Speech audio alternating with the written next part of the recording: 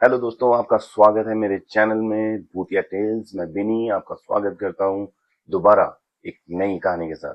पहले तो सॉरी कि इतना लेट कहानी लेके आ रहा हूँ, क्योंकि इस कहानी को ढूंढने के लिए मुझे इतने दिन लग गए। और मैं उम्मीद करता हूँ कि आपको ये कहानी पसंद आएगी जो मैंने इतने दिन लगाए कहानी ढूंढने के लिए।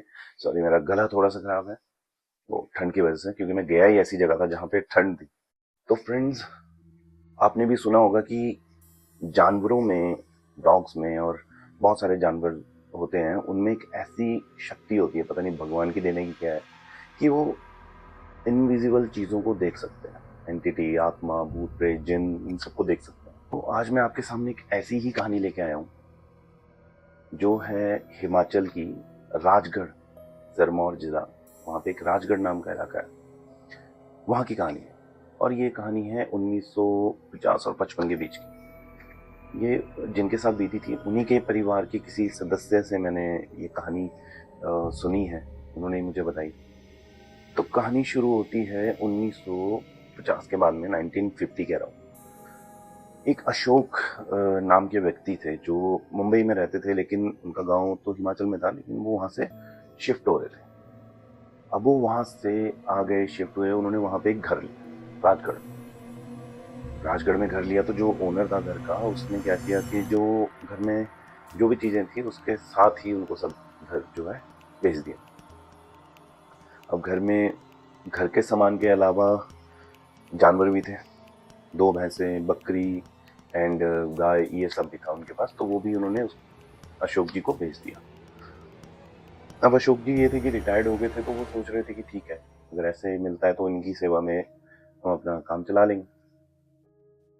तो अशोक जी भी इनका ख्याल रखने लग गए। क्या था कि अशोक जी उनको ले जाते थे, घास चराने के लिए ले जाते थे, और वो पशु भी घास चरते थे और वापस आ जाते थे। ऐसे ही चलता जा रहा था। अब एक दिन क्या हुआ कि खेतों में घास तो खत्म हो गई, तो अशोक जी ने सोचा कि थोड़ा नीचे जंगल में जाते हैं, पहाड़ पे इलाका था, नीचे थोड़ा जंगल में जाते हैं। अब अशोक जी उन जानवरों को लेके चले गए जंगल में। अब हमारे वहाँ क्या होता है हिमाचल में कि खड्डे एंड पहाड़ में नाले नूले सब होते हैं। तो बकरी चरते चरते पहुंच गई नाले के पास। भैंसे तो आ गई, लेकिन बकरी वहां पे जोर जोर से चिल्लाने लगी। अशोक जी को टेंशन होगी कि क्या हो गया। अशोक जी दौड़ते हुए गए कि कहीं बकरी फंस ना गई हो, क्या हुआ होगा। तो वहां गए तो देखी बकरी कभी अपनी गर्दन सीधी कर ले रही है, कभी घुमा रही है, बकरी गोल गोल घूम रही है, कभी पेड़ पे देख रही है, कभी पानी को देख के वो चिल्ला रही है। उसकी आवाज में कुछ अलग सी कुछ आवाज थी, नॉर्मल बकरी जैसी आवाज नहीं थी, अलग आवाज थी। तो अशोक जी को टेंशन होगी, वो बकरी को बांध के ले आए और डॉक्टर को बुला लिया। अब डॉक्टर भी आया तो उसने भी देखा कि बकरी की आंखें बिल्कुल वाइट हो गई हैं एंड उसके मुंह से सिर्फ ब्लड ही ब्लड निकल रहा है। तो अशोक जी टेंशन में थे। अब डॉक्टर ने अशोक जी को बोला कि ये हो सकता है कि इसने कुछ ऐसा वैसा खा लिया हो जिससे फूड पॉइजनिंग हो जाती है, तो तब भी ये जो है रिएक्शन होता है, मेंटली डिस्टर्ब हो जाते हैं, तब भी ये चीजें होती है, तो कुछ ऐसा हो गया होगा। तो उन्होंने इंजेक्शन दिया नींद का और वो चले गए। अब वो दिन आराम से निकल गया क्योंकि सो गए। अगले दिन अब अशोक जी क्या करते थे कि छोड़ देते थे। अब बकरी को छोड़ दिया कि घास खा ले, क्योंकि वो घास अशोक जी डाल रहे थे, उसने खाया नहीं। अब अशोक जी को लगा कि बंधी हुई है तो घास नहीं खा रही होगी, तो उन्होंने बकरी को छोड़ दिया और बकरी खेत के पास चली गई।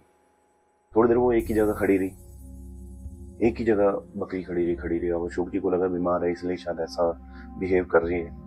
अब थोड़ी देर बाद अशोक जी देख रहे थे कि बकरी कुछ चल रही है वहां पे ना। तो बकरी चढ़ती रही और अशोक जी ठीक हो गए कि हाँ ठीक है, उसने अपना चर लिया, क्योंकि बकरी चढ़ चुके अपना अभी वापस अपने घराड़ में, जहाँ बोलते हैं बकरी और जानवर जिनको रखते हैं घराड़ बोलते हैं हमारे यहाँ। तो थोड़ी देर बाद अशोक जी भी गए खेत की साइड की, चलो सैर करके आते हैं। वहां देखा तो एक खरगोश पड़ा था, सिर्फ उसकी गर्दन बची थी, बाकी पूरा शरीर इसने फाड़ा हुआ था। थोड़ी देर के लिए अशोक जी ने सोचा कि बकरी भी यहीं खड़ी थी कि कहीं उसने तो, पर फिर बाद में उन्होंने सोचा कि नहीं यार, ऐसा थोड़ी हो सकता है कि शाकाहारी जानवर कोई मांस खा जाए, खरगोश खा जाए। नहीं, उन्होंने इग्नोर मारा कि किसी जानवर ने खा लिया होगा, वो सिर्फ एक कोइंसिडेंस होगा कि बकरी यहाँ पे आके घास चरने चली। तो उन्होंने उस चीज को इग्नोर मार दिया। फिर अगले दिन बच्चे खेल रहे थे पड़ोस के। अब एक लड़का था, बहुत शैतान टाइप बच्चा, छोटा सा बच्चा था। अब वो घूमते घूमते पहुंच गया इनके घराल के पास। अब उसने देखा कि बकरी अंदर है, वो उसको छेड़ने के लिए चला गया अंदर।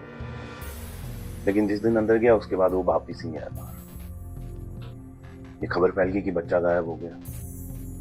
जो उसके साथ खेल रहे थे बच्चे, उन्होंने बताया कि वो अशोक जी के घराल में गया हुआ था, तो वहां से वापिस नहीं आया।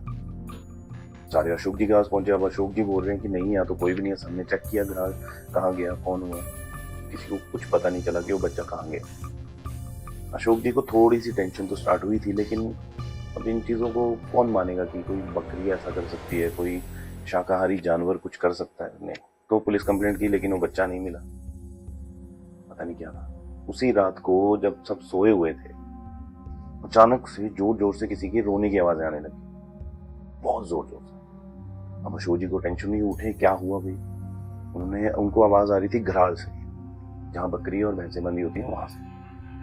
तो वो दौड़ते हुए गए वहां, क्या हो रहा है, कहीं कोई वो बच्चा तो नहीं आ गया, कहीं क्या हुआ। जैसे ही उन्होंने दरवाजा खोला, उनकी आंखें फटी की फटी रह गई। उन्होंने देखा कि उनकी दोनों भैंसों के सिर अलग हुए हैं, उनकी गर्दन किसी ने खा ली है।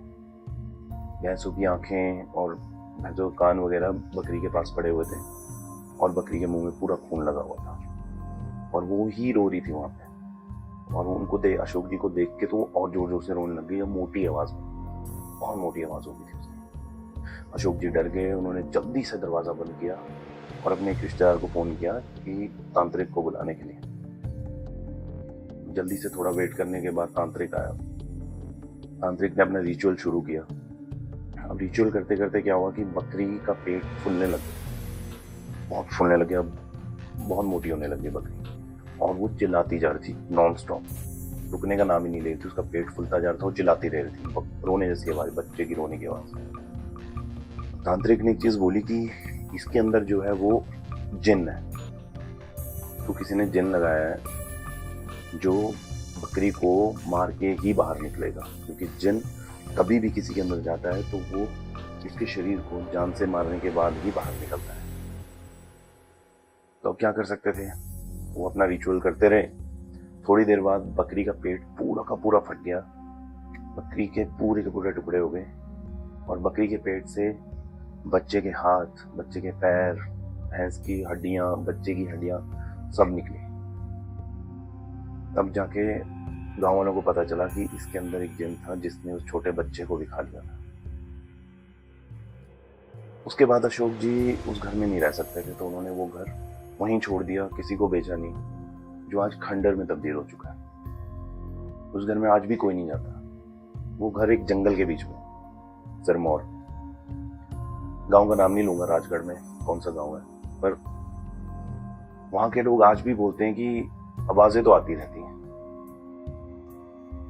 तो दोस्तों, हो सकता है कि आपके घर में भी पेट हो और उसके अंदर भी कोई जिन। संभल के रहिएगा। मिलते रहेंगे दोस्तों, तब तक के लिए बाय। अगली कहानी का इंतजार करें, और हाँ, शेयर और सब्सक्राइब करना ना भूलें, और अंधेरे से दूर रहें।